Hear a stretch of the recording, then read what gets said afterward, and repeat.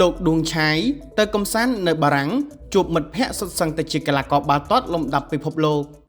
វ៉ាវចំណេញកំ KK The Resident 598ប្រកបអាជីវកម្មស្នាក់នៅជួលក្នុងពេលតែមួយ3 in 1រីករាយនឹងការបញ្ចុះតម្លៃច្រើនសន្ធឹកសន្ធាប់រហូតដល់ 10% និងលក្ខខណ្ឌបង់ប្រាក់មានច្រើនជម្រើសសូមទំនាក់ទំនងឥឡូវនេះសម្រាប់ព័ត៌មានបន្ថែមលោកដួងឆាយដែលជាអគ្គនាយកបូរី Downtown បានចំណាយពេលទៅមើលការបាល់ទាត់ពិភពលោក Champions League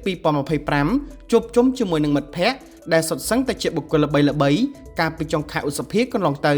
អគ្គនាយកបូរី Downtown បានហោះទៅកាន់តំបន់អឺរ៉ុបក្នុងបេសកកម្មការងារផ្ទាល់ខ្លួននិងបានធ្វើដំណើរកម្សាន្តជាច្រើនប្រទេសដូចជាម៉ូណាកូ អ៊ីតាលីនិងបារាំងហើយក៏បានទស្សនាការប្រកួតវគ្គផ្ដាច់ព្រ័ត្រ Champions League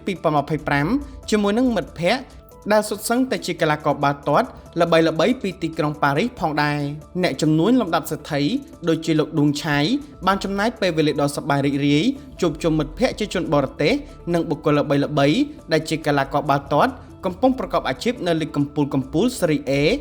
រួមជាមួយនឹងអតីតកីឡាករ Patrice Evra អតីតប្រធានក្រុម Manchester United និងក្រុមជម្រើសជាតិបារាំងក្រៅពីទៅទស្សនាការប្រកួត Champions League 2025អ្នកជំនួញមានកេរ្តិ៍ឈ្មោះល្បីល្បាញរូបនេះក៏បានទៅទស្សនាការប្រកួត Formula 1 និងបានសាកល្បងកម្ពុជារថយន្តទំនើបបំផុតនៅក្នុងពិភពលោកផងដែរសម្រាប់រូបភាពដែលអគ្គនាយកបរិយា Downtown បង្ហោះនៅលើបណ្ដាញសង្គមបានឲ្យដឹងថាលោកគឺជាមិត្តភ័ក្តិជាមួយនឹងកីឡាករ AC Milan ម្នាក់ដែលបានរៀបរាប់សំណេរថា